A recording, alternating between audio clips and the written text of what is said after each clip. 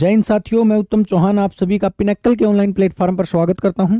मैं आशा करता हूं कि आप सभी खुश हैं, स्वस्थ हैं और अपनी तैयारी को बहुत ही बेहतरीन तरीके से कर रहे हैं। देखिएगा दोस्तों, आप सभी को पता है हम जो है 6500 प्लस टीसीएस जो एमसीक्यू हैं उस बुक का सॉल्यूशन कर रहे हैं। ये जो हमारी बुक है ये एसएससी के लिए बहुत ही इंपॉर्टेंट है। अगर आपके पास नहीं है तो आप ये परचेज कर सकते हो, इंग्लिश और हिंदी मीडियम दोनों में होगी।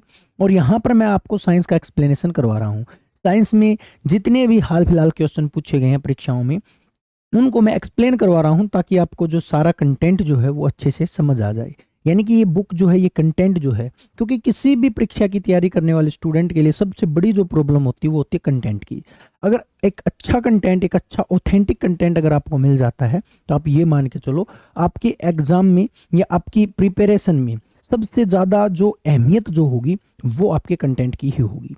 कंटेंट अच्छा है मतलब आप किसी भी एग्जाम को इजीली कर पाओगे। तो यहाँ पर हम कंटेंट आपको बेस्ट दे रहे हैं और उसको एक्सप्लेन कर रहे हैं। तो ये बुक फिफ्थ सेशन है, ये फिफ्थ एडिशन है ये बुक, और ये जो सेशन है दोनों के दोनों आपके लिए बहुत ही ज़्यादा इंपॉर्टेंट है। चलिएगा स्टार्ट करते हैं और आज की हमारी फर्स्ट क्लास को देखते हैं। आज की जो क्लास है, फर्स्ट नहीं, आज की जो क्लास है वो आपकी जो है 176वां क्वेश्चन है। क्वेश्चन डिस्कवरीज से हैं तो डायरेक्ट इनको जल्दी जल्दी कर लेंगे, जो चीज़ समझाने की होगी उनको हम देख लेंगे। In 1928, who discovered that when a ray of colored light enters a liquid, जब कोई भी कलर लाइट जो है लिक्विड के अंदर इंटर करती है, a fraction of light scattered by that liquid is of the different color, यानी कि इसके बाद तो द्रव द्वारा प्रकीर्णन प्रकाश का एक अंश भिन्न रंग का होता है, यानी कि एक कलर बनाना। ठीक है, पिछली क्लास में हम स्कैटर के बारे में पढ़ चुके हैं। स्कैटरिंग का मतलब क्या है? स्कैटरिंग का मतलब ये है कि किसी भी लाइट का स्कैटर होकर एक कलर देना, उसको हम बोलते हैं स्कैटरिंग। और स्कैटरिंग को देने वाला व्यक्ति जो है, स्कैटर को बताने वाला व्यक्ति जो थे वो आपके सीवी रमन थे। रमन इफेक्ट इसको हम बोलते हैं। भारत के साइंटिस्ट हैं, नोबेल पुरस्कार ले चुके हैं।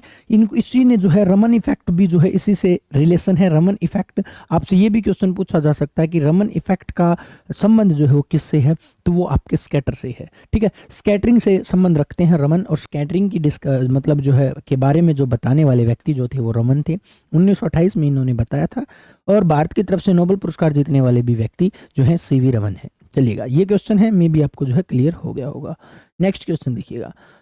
नेक्स्ट अगर मैं बात करूं, इधर और साइंटिस्ट भी दे रखे हैं, जैसे कि आपका बोस दे रखा है। ये हमारा जो भारत का ही मतलब जो है साइंटिस्ट है, इसलिए बहुत इंपॉर्टेंट बनता है। सत्येंद्र नाथ बोस जो हैं, इन्होंने आपकी जो मैटर की जो फिफ्थ स्टेट है, फिफ्थ स्टेट ऑफ मैटर जो है, स्टेट ऑफ मैटर की डिस्कवरी की थी आइंस्टीन के साथ मिलकर, और उसका नाम बोस आइंस्टीन कंडेंसेट ही रखा था। ठीक है, और जो आपके टिंडल हैं, उन्होंने टिंडल इफेक्ट दिया था कि लाइट जो है वो किसी लिक्विड से के अंदर से जाकर कैसे स्कैटर होती है, यानी कि बिखरती है।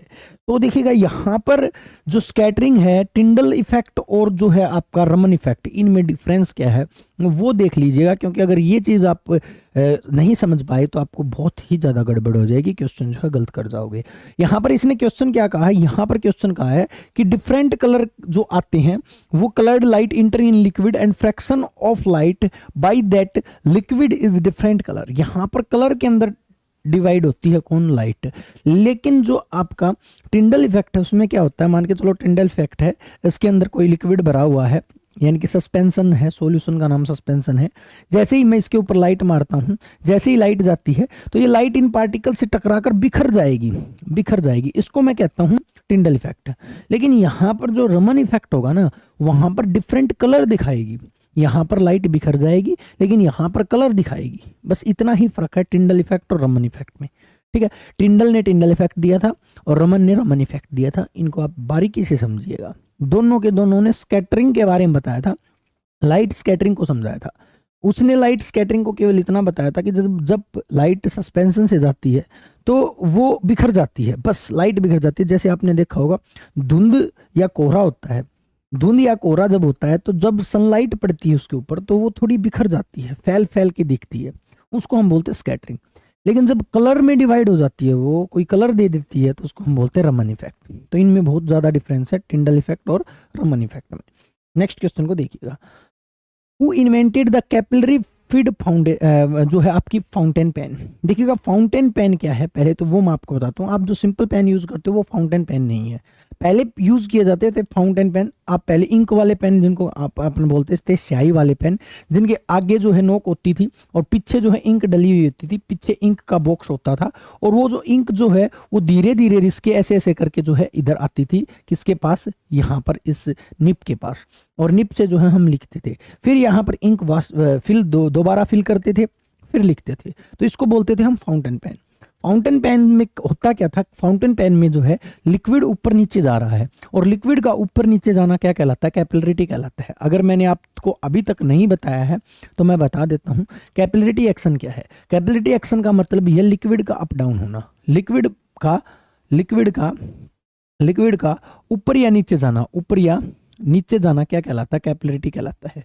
नीचे जाना क्या कहलाता है, आपका कैपिलरिटी कहलाता है, कैपिलरिटी एक्शन कहलाता है। जैसे कि एक सिंपल एग्जांपल अगर मैं दूं, जैसे कि मोमबत्ती नहीं, लालटेन में नीचे तेल होता है, बात के थ्रू आगे होता है, तो तेल उस बत्ती के थ्रू धीरे धीरे ऊपर जाता है, यानी कि तेल का ऊपर जाना। ठीक है, तो ये जो है आप कोई भी चीज ले लो, किसी भी लिक्विड का ऊपर या नीचे जाना क्या कहलाता है, कैपिलरिटी कहलाता है। ठीक है, तो कैपिलरिटी एक्शन के ऊपर काम करता है आपका फाउंटेन पेन। सिंपल पेन नहीं, फाउंटेन पेन की बात की है। तो इसने कहा कि उस फाउंटेन पेन की डिस्कवरी जो है वो किसने की, बहुत ही इंपॉर्टेंट है, बहुत ज्यादा एग्जाम्स में पूछा जाता है।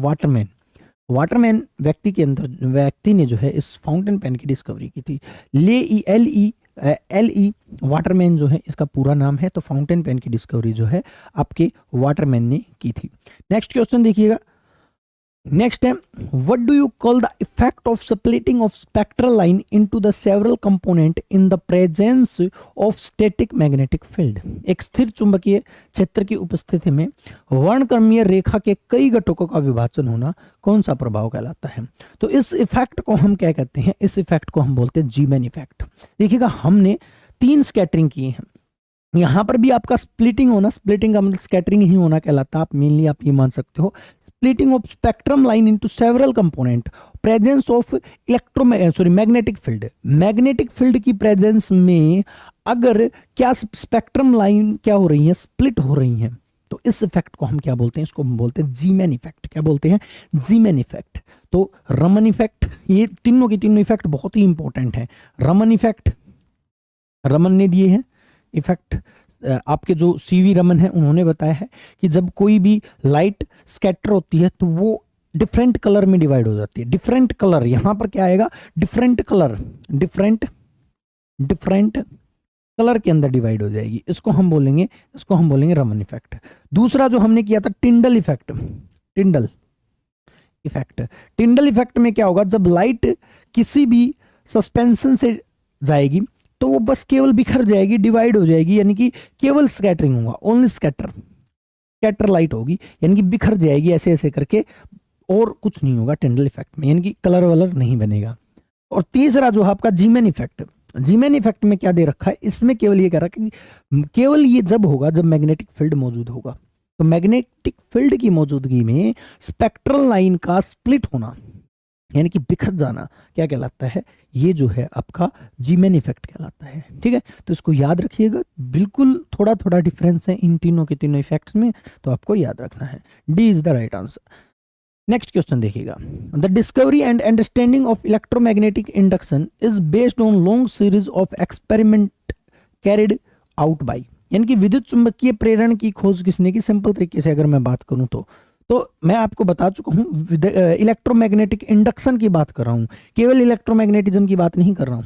इलेक्ट्रोमैग्नेटिक इंडक्शन की जो डिस्कवरी जो है किसने की थी, तो ये जो डिस्कवरी है ये आपके फैराडे और हेनरी, 2 व्यक्तियों ने मिलकर की थी, हेनरी एंड फैराडे ने।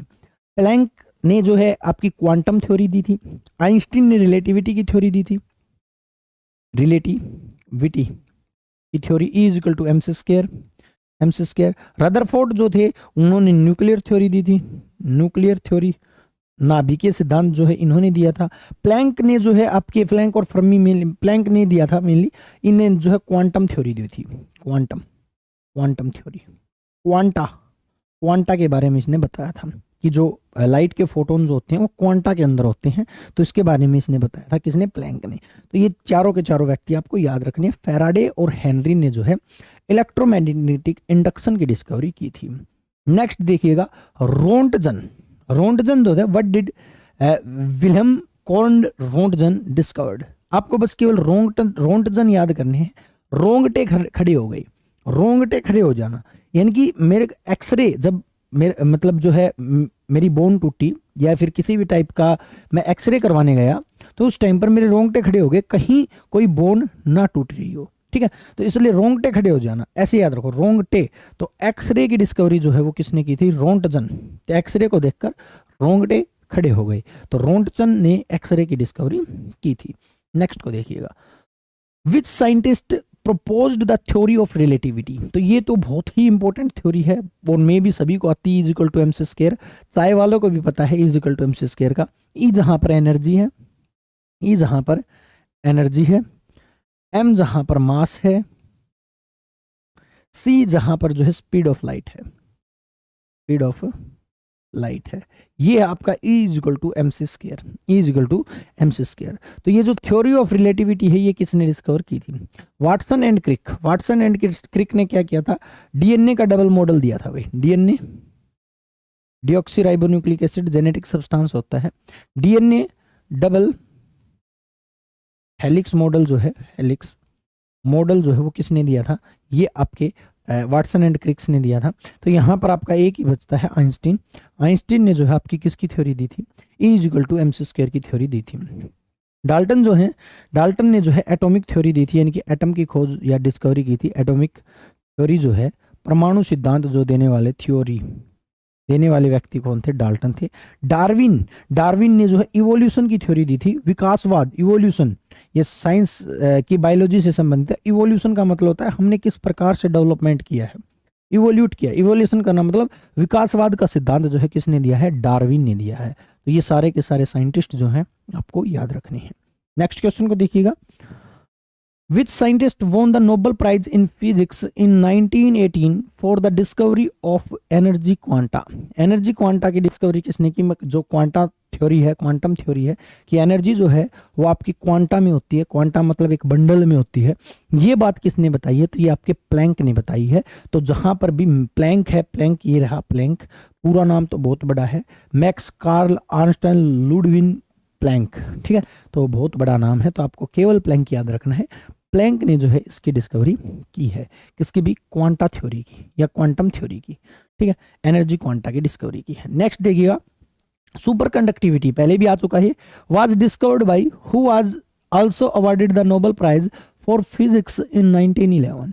यानी कि 1911 में जो है सुपर कंडक्टिविटी की डिस्कवरी किसने की थी? तो ये डिस्कवरी जो है आपकी किसने की थी? मैंने याद करने के लिए बताया था कि ओंस याद रखना। क्या याद रखना? ओंस। ठीक है, ओंस जो होता है बहुत ही छोटा होता है, बहुत ही कम होता है, तो ओंस होता है ना, ओंस में। ठीक है, तो ओंस यानी कि सुपर कंडक्टिविटी भी बहुत कम पाई जाती है। सुपर कंडक्टिविटी क्या है? जब किसी भी वायर में या किसी भी मटेरियल में रेजिस्टेंस जीरो हो जाए तो उसको हम सुपर कंडक्टिविटी बोलते हैं। ठीक है, सुपर कंडक्टिविटी का मतलब आर यानी कि रेजिस्टेंस यानी कि प्रतिरोध का जीरो होना। तो इसकी डिस्कवरी जो है ओंस ने की थी। तो इसका राइट आंसर जो है वो हेइक कामेरलिंग ओंस इसका राइट आंसर होगा। ठीक है, तो C is the right answer. Next question देखिएगा, the American scientist Edwin Hubble's name is associated with which of these theory. तो आपके साइंटिस्ट का नाम है हबल्स। तो हबल्स ने किसकी डिस्कवरी की? आपसे डायरेक्ट क्वेश्चन पूछा गया है, तो आपको बहुत ही इंपॉर्टेंट है ये, क्योंकि आप ये मान सकते हो साइंस की पहली थ्योरी मान सकते हो, फर्स्ट थ्योरी ऑफ साइंस मान सकते हो इसको, कि पृथ्वी का निर्माण कैसे हुआ, ये अर्थ बनी कैसे, या अर्थ पर जितने भी सब्सटेंस है ये कैसे बने। तो वो थ्योरी थी बिग बैंग थ्योरी। बहुत बड़ी थ्योरी है ये। इसमें बताया गया है कि पृथ्वी के अंदर एक बहुत बड़ा विस्फोट हुआ और उस विस्फोट के बाद पृथ्वी जो है छोटे छोटे टुकड़ों में बट गई, जिसके बाद वो छोटे छोटे टुकड़े जो हैं जुड़कर पूरी की पूरी ब्रह्मांड, पूरी की पूरी पृथ्वी का निर्माण किया और पृथ्वी में जितनी भी चीजें हैं उसका निर्माण किया। तो ये थी बिग बैंग थ्योरी। और बिग बैंग थ्योरी हब्बल नाम के व्यक्ति, एडविन हब्बल, बहुत ही इंपॉर्टेंट है, हब्बल ने जो है बिग बैंग थ्योरी को दिया था। तो इसको तो बहुत ही इंपॉर्टेंट करके, very very very very important करके जो है आपको याद करना है। तो हब्बल ने जो है किसकी डिस्कवरी की भी? ये आपके बिग बैंग थ्योरी की डिस्कवरी की भी। चलिएगा नेक्स्ट क्वेश्चन को देखते हैं। Who among the following scientists invented the cotton gin. देखिएगा कॉटन जिन क्या होती है मैं आपको बता देता हूँ। एक मशीन होती है जो कॉटन को यानी कि कपास को बाहर करती है, यानी कि उसका छटाई करती है, कपास को के अंदर जितनी भी एक्स्ट्रा चीजें होती हैं, वेस्ट मटेरियल होते हैं, उनको बाहर निकालती है। तो कॉटन की छटाई करने के लिए हम कॉटन जिन का प्रयोग करते हैं। तो उस कॉटन जिन की डिस्कवरी किसने की? तो देखिएगा कॉटन कैसी होती है, कपास होती है व्हाइट, कैसी होती है व्हाइट यानी कि सफेद होती है। तो सफेद चीज की जो डिस्कवरी जो है, कॉटन की डिस्कवरी जो है वो भी व्हिटनी मतलब व्हाइट, याद रखो व्हाइट आ रहा ना, व्हिटनी, ठीक है। तो इसका राइट आंसर जो होगा व्हिटनी ने जो है इसकी डिस्कवरी की, एली व्हिटनी। तो कॉटन जो जिन है, कॉटन को साफ करने के लिए जो मशीन यूज की जाती है उसको नाम होता है कॉटन जिन, और इसकी डिस्कवरी जो है एली व्हिटनी ने की है। नेक्स्ट क्वेश्चन देखिएगा, who among the following scientist invented Kevlar? Kevlar जो है एक प्लास्टिक है, मेनली पॉलीमर है, ये प्लास्टिक का ही पॉलीमर है, प्लास्टिक का ही पॉलीमर है ये, ठीक है केवलर। तो केवलर जो है आप ये कह सकते हो ये थर्मोसेटिंग है, थर्मोसेटिंग प्लास्टिक है। सेटिंग प्लास्टिक की टाइप होती है प्लास्टिक, जिसकी शेप को हम चेंज नहीं कर सकते हैं, एक बार जो शेप दे दी वही रहेगी, उसको हम बोलते हैं थर्मोसेटिंग प्लास्टिक, ठीक है। तो आपका केवलर जो है थर्मोसेटिंग प्लास्टिक है, और इसकी डिस्कवरी जो है वो किसने की है? तो इसकी डिस्कवरी जो है आपके केवलर ही पाएगा, केव नाम से ही पाएगा, केवलैक, ये रहा भी केवलैक जो है इन्होंने ही इसकी डिस्कवरी की है। तो इसकी डिस्कवरी देखिएगा, कुछ हिंट अगर आपको मिल जाती है तो दी बेस्ट है, नहीं तो आपको याद करनी है। कैवलर देखो यहाँ पर कैवल दिख रहा ना, कैवलैक ऐसे एक ही है, ठीक है कैवलैक। तो आपको याद रखना है कैवलर की डिस्कवरी जो है कैवलैक ने की थी। किसने की थी? कैवलैक ने की थी। नेक्स्ट पर चलिएगा, नेक्स्ट अभी सिस्मोग्राफ बताने की जरूरत नहीं पड़नी चाहिए। अर्थक्वेक को बताने के लिए जो है हम सिस्मोग्राफ का प्रयोग करते हैं। तो आपका जो है अर्थक्वेक, भूकंप को बताने के लिए हम सिस्मोग्राफ का प्रयोग मेजर करने के लिए करते हैं, भूकंप की मेजरमेंट करने के लिए, भूकंप को मापने के लिए। और उसके अंदर एक रिएक्टर स्केल होता है, उसके थ्रू हम मापते हैं कि कितना भूकंप है। रिएक्टर स्केल में 0 से 10 वैल्यू होती हैं, और इसमें 10 का भूकंप आज तक नहीं आया है। बहुत ही खतरनाक भूकंप होगा अगर इतना आ गया तो। आज तक केवल 9.0 जापान में ही आया है, यही आया इतना ही, ये केवल जापान में। भारत में तो 6.8 आया है भुज में, गुजरात के भुज में, ठीक है। तो भारत तो वैसे भी इतना संवेदनशील नहीं है भूकंप के लिए, लेकिन फिर भी आप याद रखिएगा भूकंप जो है 0 से 10 होता है। तो आपका सिस्मोग्राफ जो है किसको मेजर करता है? अर्थक्वेक को मेजर करता है। नेक्स्ट क्वेश्चन को देखिएगा, a non SI unit called nit. SI unit क्या होती है? सबसे पहले तो मैं ये बता देता हूँ, एसआई होती है standard international unit. International level पर पेरिस में एक समझौता हुआ था 1972 में। देखिएगा मैं ये बात बता देता हूँ, बहुत ही इंपॉर्टेंट है। 1972 के अंदर शहर था फ्रांस का पेरिस, उसमें क्या हुआ? एक समझौता हुआ। समझौता क्या हुआ ये देखिएगा, बहुत ही इंपॉर्टेंट है समझौता क्या हुआ देखिएगा। पहले ना अलग अलग देश अलग अलग अपनी अपनी यूनिट ले रहे थे, किसी भी चीज़ को मेजर करने के लिए अलग अलग यूनिट ले रहे थे। कोई तो सीजीएस यूनिट से जो है किसी चीज़ को माप रहा था, सेंटीमीटर ग्राम सेकंड में। कोई एमकेएस से माप रहा था, मीटर किलोग्राम सेकंड में माप रहा था। कोई एफपीएस यूनिट ले रखा था, फुट पाउंड सेकंड। मतलब अलग अलग पद्धतियों के थ्रू जो है देश जो है अलग अलग माप ले रहे थे। लेकिन 1972 में विश्व ने सोचा कि नहीं भी, ऐसा नहीं करेंगे, सभी देशों के लिए एक एसआई यूनिट होगी जिसको हम स्टैंडर्ड इंटरनेशनल यूनिट बोलेंगे। आप अपनी यूनिट अपने पास रखो, लेकिन जब इंटरनेशनल बात होगी तो उस टाइम पर आप एसआई यूनिट ही जो है देखोगे। तो उस टाइम पर 1972 में पेरिस में एक समझौता हुआ, और वहीं पर एक मंत्रालय बना दिया गया जिसको कहते हैं हम माप तोल का मंत्रालय। माप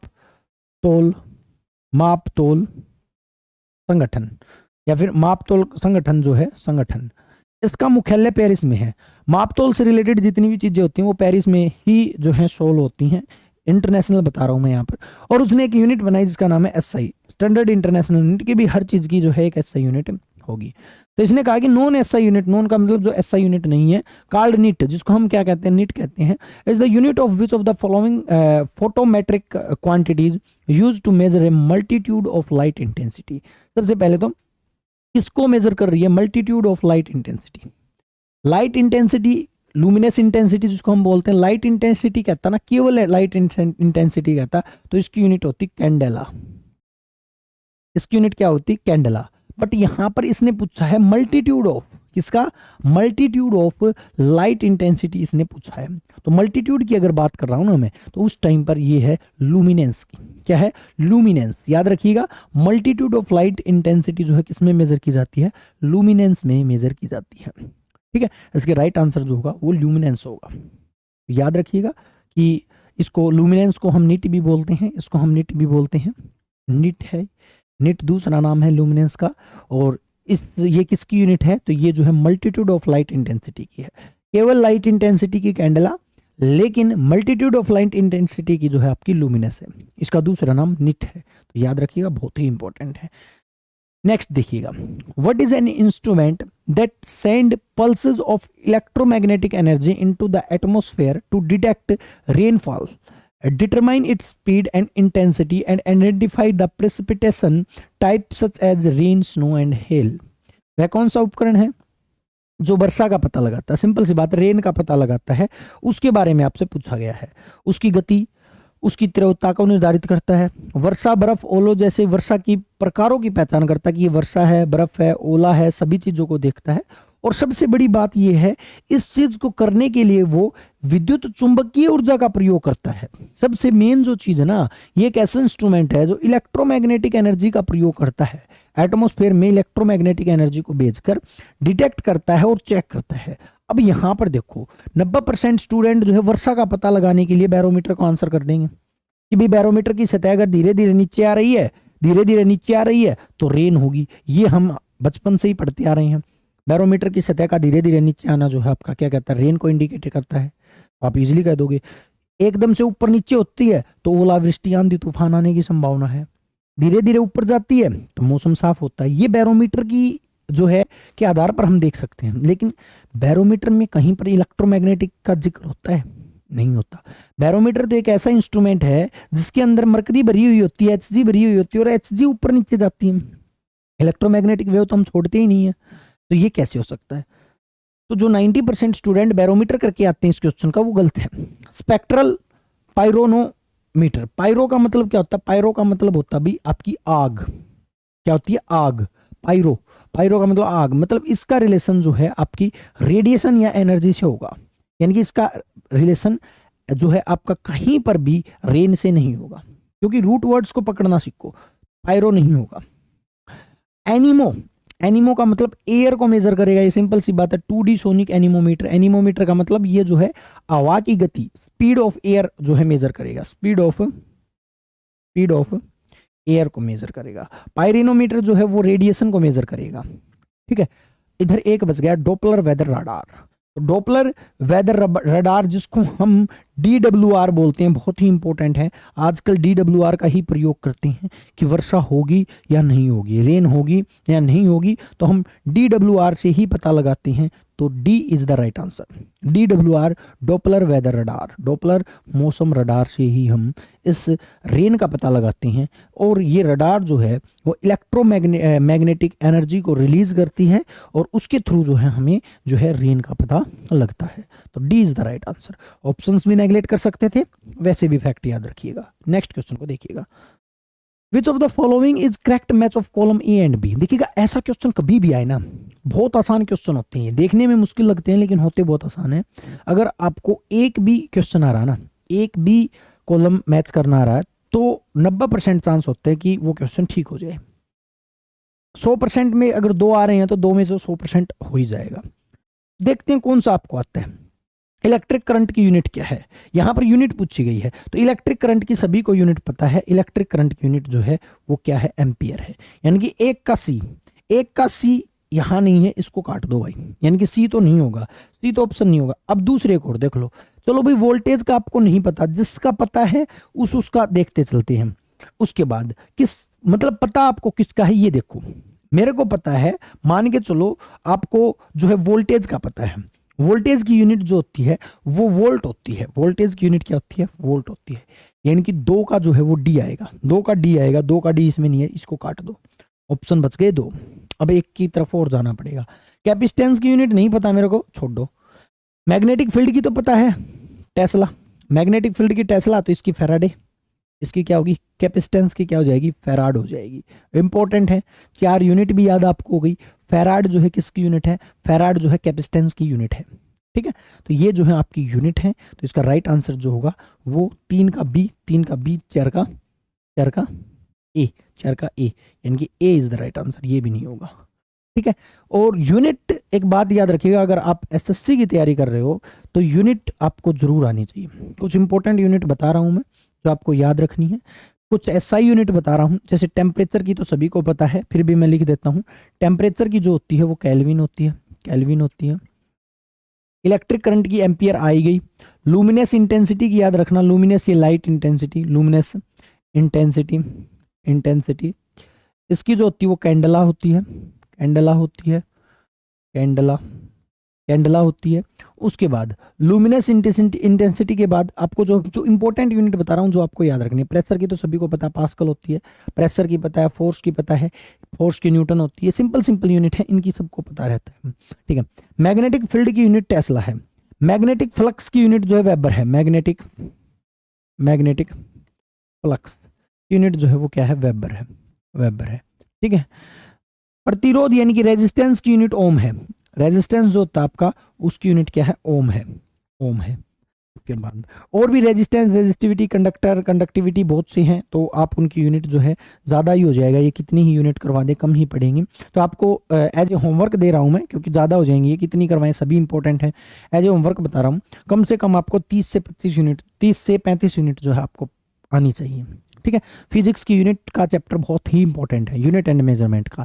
तो आपको यूनिट्स जो है आपको जरूर पता होनी चाहिए सभी की। वैसे मैं लिखवाने को तो सभी की मतलब लिखवा दूँ, लो वर्क की लिख लो, वर्क एंड एनर्जी की जूल है, वर्क एंड एनर्जी जो है उसकी जूल है।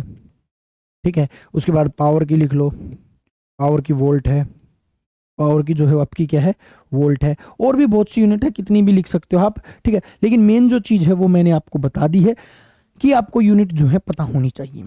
तो इसका राइट आंसर जो होगा वो ए होगा। नेक्स्ट क्वेश्चन पर चलते हैं।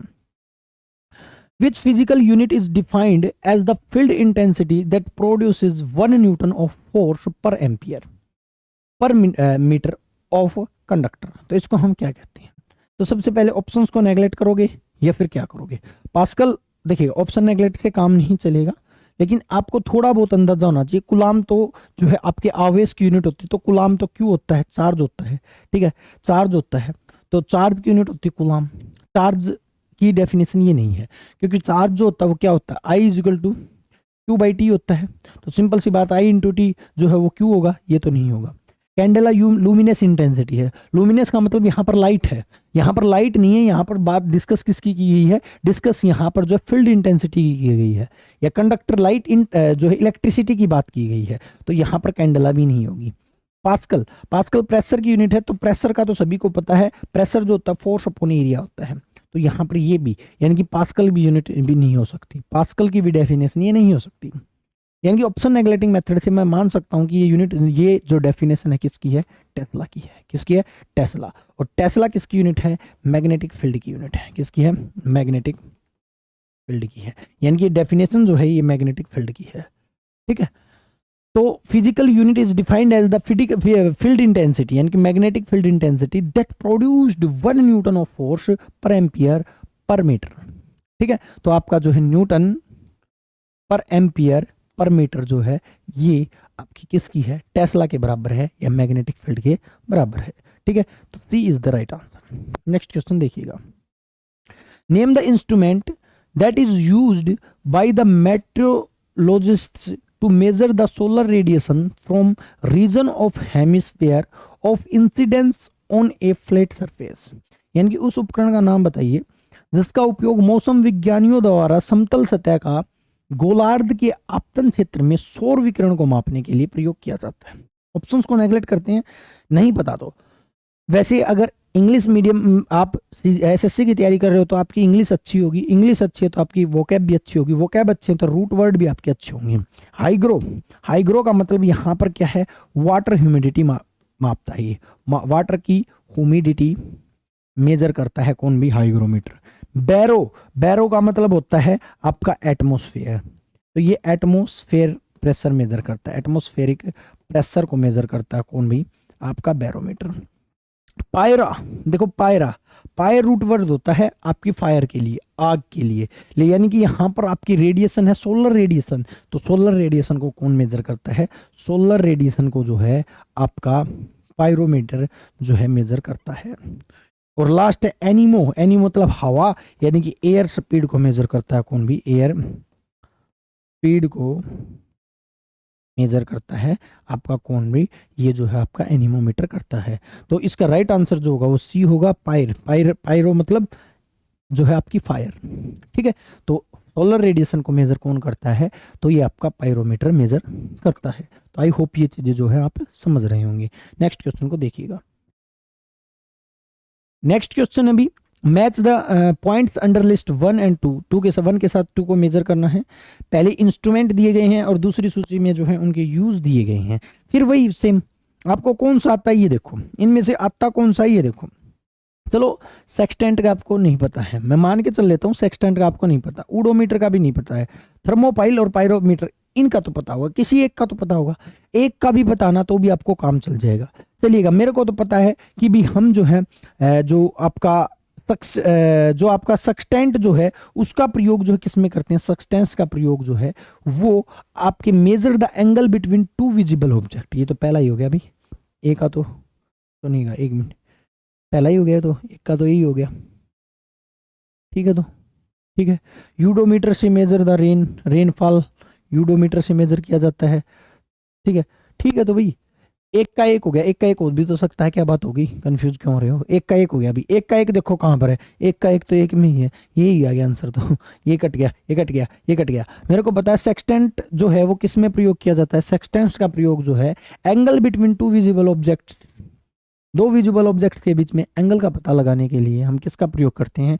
सेक्सटेंट का प्रयोग करते हैं। ओडोमीटर का प्रयोग जो है वो रेनफॉल की अमाउंट को मेजर करने के लिए जो है हम प्रयोग करते हैं। उसके बाद थर्मोपाइल का प्रयोग जो है small quantity of radiant heat के लिए जो है हम प्रयोग करते हैं। और टेम्परेचर ऑफ सरफेस को मेजर करने के लिए पायरोमीटर का प्रयोग करते हैं। तो यहाँ पर जो है आपका जो है एक का ए, दो का डी, तीन का बी और चार का सी इसका राइट आंसर होगा। तो इसका राइट आंसर बी होगा। ठीक है, तो ऐसे क्वेश्चन बहुत ही आसान होते हैं अगर आपको एक दो भी आ रहे हैं तो। जैसे मेरे को पहला ही आ रहा था कि सेक्सटेंट का प्रयोग जो है angle between two visible objects के लिए किया जाता है, दो दृश्यमान वस्तुओं के कोण को देखने के लिए प्रयोग किया जाता है। नेक्स्ट देखिएगा, the unit of magnetic intensity in the CGS, centimetre gram second, ये यूनिट की पद्धति है CGS पद्धति। तो मैग्नेटिक इंटेंसिटी की जो CGS यूनिट जो होती है उसका नाम क्या है? ये आपसे बात जो है क्वेश्चन पूछी गई है, मैग्नेटिक फील्ड की नहीं पूछी गई। मैग्नेटिक फील्ड की पूछता ना, देखिएगा यहाँ पर बहुत से स्टूडेंट गलत करेंगे क्वेश्चन को। मैग्नेटिक फील्ड, मैग्नेटिक फील्ड की SI unit tesla, SI unit tesla, tesla, CGS unit gauss. ठीक है, लेकिन यहां पर मैग्नेटिक इंटेंसिटी की CGS यूनिट पूछी गई है जो आपकी वेबर किसकी है? वेबर तो मैग्नेटिक फ्लक्स की है, तो ये तो नहीं होगी। कैंडेला लुमिनस इंटेंसिटी की नहीं होगी, ये CGS। कंफ्यूजन यहां पर आएगा गोस में, क्योंकि 90% स्टूडेंट जाएंगे इस पे ऊपर, क्योंकि वेबर पे तो कोई जाएगा नहीं, क्योंकि सभी को पता है वेबर जो है मैग्नेटिक फ्लक्स की यूनिट होती है। किसकी यूनिट होती है? मैग्नेटिक फ्लक्स की यूनिट होती है, मैग्नेटिक फ्लक्स की होती है, सभी को पता है। इधर कैंडेला जो है लुमिनस इंटेंसिटी पे होती है, लेकिन यहाँ पर मैग्नेटिक इंटेंसिटी है। तो कैंडेला किसकी होती है? लाइट या लुमिनस इंटेंसिटी की होती है, इंटेंसिटी की होती है। लेकिन यहाँ पर आपका मैग्नेटिक इंटेंसिटी है, तो मैग्नेटिक फील्ड नहीं है। मैग्नेटिक फील्ड की CGS पूछता तो गोस हो जाती, तो ये भी नहीं होगा। ये मैग्नेटिक फील्ड की होती है, मैग्नेटिक फील्ड की CGS यूनिट होती है। लेकिन यहाँ पर मैग्नेटिक इंटेंसिटी की CGS यूनिट पूछी है, एक ही आंसर बचता है। वैसे फैक्ट याद रख लीजिएगा, आर्स्टेड जो है वो आपकी मैग्नेटिक इंटेंसिटी की जो है CGS यूनिट है, CGS यूनिट। 3 पद्धति होती हैं, अगर नहीं पता है तो मैं आपको बता देता हूँ। मेनली 3 जो है पद्धति होती हैं। जैसे कि पहली जो है MKS है, जिसमें जिसके अंदर जो लेंथ जो है वो मीटर में मेजर की जाती है, और जो आपका मास जो किलोग्राम में मेजर किया जाता है और टाइम सेकंड में मेजर किया जाता है। एक CGS यूनिट होती है जिसमें लेंथ सेंटीमीटर में, और जो आपका वेट जो है मास जो है वो ग्राम में और टाइम जो है सेकंड में मेजर किया जाता है। एक FPS यूनिट होती है जिसमें लेंथ फुट में, और जो आपका वेट जो है मास जो है वो पाउंड में और टाइम जो है सेकंड में मेजर किया जाता है। ये तीन जो है पद्धतियां थी, लेकिन 1972 में पेरिस में समझौते के बाद जो है इनको हटाकर एक एसआई यूनिट ले दी गई। यहाँ पर एक चीज देखिएगा, सबसे ज्यादा क्वेश्चन पूछा जाता है कि वो कौन सी यूनिट है जो सभी पद्धतियों में जो है समान रही।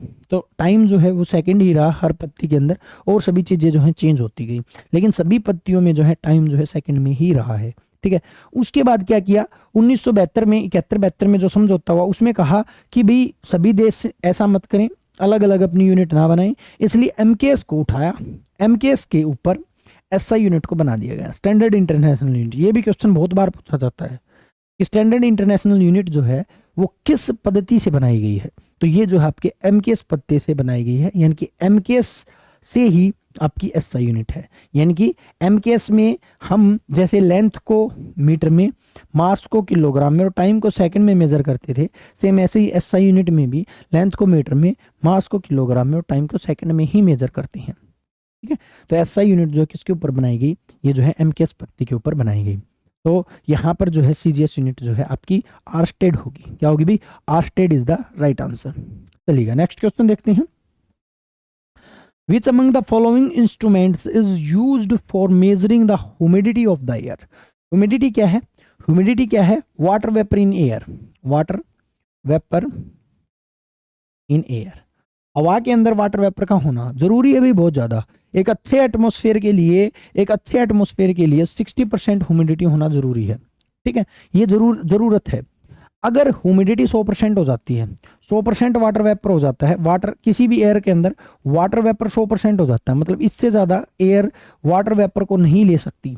तो इस पोजीशन को हम क्या कहते हैं, इसको हम बोलते हैं रिलेटिव ह्यूमिडिटी। रिलेटिव ह्यूमिडिटी, इसको हम रिलेटिव ह्यूमिडिटी कहते हैं। अगर 100% वाटर वेपर हो जाता है एयर में, उसको हम रिलेटिव ह्यूमिडिटी बोलते हैं। अमाउंट ऑफ ह्यूमिडिटी, एक और क्वेश्चन आएगा, अमाउंट ऑफ, क्वेश्चन पढ़िएगा, क्वेश्चन समझिएगा बस। Amount of water vapour in air, हवा में वाटर वेपर का अमाउंट जो है वो क्या कहलाता है, एब्सोल्यूट ह्यूमिडिटी कहलाता है। फिर देखिएगा, humidity water vapour in air, केवल वाटर वेपर हवा में 100% अगर वाटर वेपर है तो वो रिलेटिव ह्यूमिडिटी। अमाउंट अगर चेक कर रहे हैं हम उसका, तो उसको हम कहेंगे एब्सोल्यूट ह्यूमिडिटी। तो ह्यूमिडिटी को हम किस में मेजर करते हैं, हाइग्रोमीटर में मेजर करते हैं, हाइग्रोमीटर। ठीक है, बोलोमीटर, अल्टीमीटर, और इधर हाइड्रोमीटर और हाइग्रो में कंफ्यूजन होती है। हाइड्रोमीटर में जो है वाटर डेंसिटी को मेजर करते हैं, वाटर डेंसिटी को मेजर करते हैं। वाटर डेंसिटी हाइड्रोमीटर के अंदर मेजर की जाती है। ये बहुत ही इंपॉर्टेंट फैक्ट है। ठीक है भाई, bolometer, hygrometer, hydrometer, altimeter. Next को देखिएगा, SI unit of power of lens. Lens की पावर जो होती है आप सभी को पता होगा, लेंस दो टाइप के होते हैं, एक तो होता है कॉन्वेक्स जिसको हम कन्वर्जिंग लेंस बोलते हैं, और एक होता है कॉनकेव जिसको हम डाइवर्जिंग लेंस बोलते हैं, उत्तल और अवतल। ये जो कॉन्वेक्स जो होता है, कन्वर्जिंग लेंस होता है, इसलिए इसकी पावर जो होती है वो पॉजिटिव में होती है, हमेशा पावर जो होती है वो पॉजिटिव में होती है। और कॉनकेव जो होता है वो डाइवर्जिंग होता है, इसलिए इसकी पावर जो है हमेशा नेगेटिव में होती है। ये बहुत ही इंपॉर्टेंट फैक्ट है, पावर से पूछ लिए जाते हैं कि कॉन्वेक्स लेंस की पावर पॉजिटिव, कॉनकेव लेंस की पावर जो है वो नेगेटिव में होती है। ठीक है, और पावर की जो यूनिट है, लेंस की पावर की जो यूनिट है वो आपकी डायोप्टर होती है। क्या होती है, डायोप्टर होती है। एक क्वेश्चन और पूछ लिया जाता है, लेंस पावर जो होता है वो बराबर होता है 1/f के, 1/f के। फोकल के 1/f के बराबर होता है, फोकस लेंथ 1 फोकल लेंथ के बराबर होता है आपका पावर ऑफ लेंस। ठीक है, इधर अगर मैं बात करूं कैंडेला की, कैंडेला जो है लुमिनस इंटेंसिटी की यूनिट है। मोल जो है वो अमाउंट ऑफ मैटर की यूनिट है, अमाउंट ऑफ मैटर की यूनिट है। एक मोल जो होता है वो एवोगैड्रो नंबर के बराबर होता है, 6.022 इंटू 10⁻⁻16 मीटर पर सेकंड के, सॉरी, एटम के बराबर होता है। ठीक है, तो इसको भी याद रखिएगा। वो वाट जो होता है, वाट आपका -23 होता है शायद, हाँ। एक मोल जो होता है वो 6.022 इंटू 10⁻23 एटम के बराबर होता है। ये अमाउंट ऑफ मैटर मोल की यूनिट है। वाट जो है वो पावर की यूनिट है, पावर की यूनिट है वाट। ठीक है, तो आपका एक ही बचता डायोप्टर। डायोप्टर जो है वो लेंस के पावर की यूनिट है। सिंपल पावर की यूनिट जो है वाट है, लेकिन लेंस के पावर की यूनिट जो है वो आपकी डायोप्टर है। और जो आपका पावर जो होता है वो 1/f होता है, फोकल का इन्वर्सली होता है। और पावर पॉजिटिव और नेगेटिव हो सकती है। अगर कॉन्वेक्स लेंस होगा तो पावर पॉजिटिव होगी, और कॉनकेव लेंस होगा, अवतल दर्पण होगा, तो पावर जो है नेगेटिव होगी। नेक्स्ट को देखिएगा, विच device is used for measuring temperature. Temperature को मेजर करने के लिए हम किस डिवाइस का प्रयोग करते हैं? ऑप्शंस को नेगलेक्ट कर लो, जरूरत ही नहीं है। टेम्परेचर मतलब थर्मा, थर्मा का मतलब थर्मोमीटर, थर्मामीटर का प्रयोग किया जाता है। बैरो, एनिमो, एमेनो, ये सारे आपको पता ही है। ठीक है, बैरोमीटर एटमॉस्फेरिक प्रेशर, एमीटर जो होता है वो, एमीटर जो होता है ना, इलेक्ट्रिक करंट को मेजर करता है। इलेक्ट्रिक करंट मेजर करता है। यहाँ पर कंफ्यूजन जो होती है ना, दो में बहुत ज्यादा होती है। एक एमीटर होता है, गैल्वेनोमीटर होता है। गैल्वेनोमीटर, गैल्वेनोमीटर केवल चेक करता है इलेक्ट्रिक करंट का, check the electric current. Electric current को चेक करने का काम कौन करता है? चेक करने का काम आपका गैल्वेनोमीटर करता है या नहीं है? सर्किट में इलेक्ट्रिक करंट है या नहीं है, इस चीज को केवल चेक करेगा कौन भी? आपका गैल्वेनोमीटर। लेकिन कितना है उसको मेजर करेगा आपका अमीटर। ठीक है, चलिएगा नेक्स्ट क्वेश्चन पर चलते हैं। The wind when instrument measures the, यानी कि विंड वेन जो होता है, अब सिंपल सी बात है, वाइंड को ही मेजर करेगा, ह्यूमिडिटी को तो मेजर करेगा नहीं, टेम्परेचर को भी नहीं मेजर करेगा। दो तो काटो, अब बच गया आपके पास दो। 50-50 तो आ गए। ठीक है, कौन बनेगा करोड़पति में? 50% आ गए हम। अब लगा दो तुक्का, तुक्का नहीं लगाना है। देखिएगा आपका जो विंड वेन जो आपका इंस्ट्रूमेंट है वो विंड की डायरेक्शन बताता है, हवा की डायरेक्शन बताता है। विंड वेन यंत्र जो होता है, ऐसे ऐसे तीर होती है उसके अंदर। ठीक है, तो इसका राइट आंसर जो होगा विंड डायरेक्शन बताएगा, ना कि विंड की वेलोसिटी। विंड की जो स्पीड जो बताता है वो एनीमोमीटर होता है। बहुत ही बढ़िया है। अगर आपको ये पता था एनीमोमीटर का तो आप ऑप्शंस नेगलेक्ट करके इजीली कर सकते थे। तो इसका राइट आंसर विंड डायरेक्शन होगा। नेक्स्ट क्वेश्चन को देखिएगा, rainfall is measured by. Rainfall किससे मेजर किए जाते हैं? तो रेन गेज से, रेन कैचर से। रेन कैचर से क्या यूज किया जाता है? रेन कैचर जो होता है वो रेन को कैच करके रेन को इकट्ठा कर लिया जाता है, ताकि रेन के पानी को इकट्ठा कर लिया जाता है ताकि जो है उसको बाद में यूज कर सके। तो ये बहुत ही आसान क्वेश्चन है, मे बी इसके ऊपर जो है टाइम खराब नहीं करना चाहिए। रेन गेज होता है जिससे हम रेन को मेजर करते हैं, कितनी रेन हुई है, 100 mm, 50 mm, 60 mm, 110 mm कितनी हुई है, तो वो रेन गेज होता है। नेक्स्ट एंड आज का हमारा लास्ट क्वेश्चन है, बिल्कुल सिंपल है। स्पीड ऑफ ऑब्जेक्ट किससे मेजर की जाती है? स्पीड होती क्या है? Distance upon time.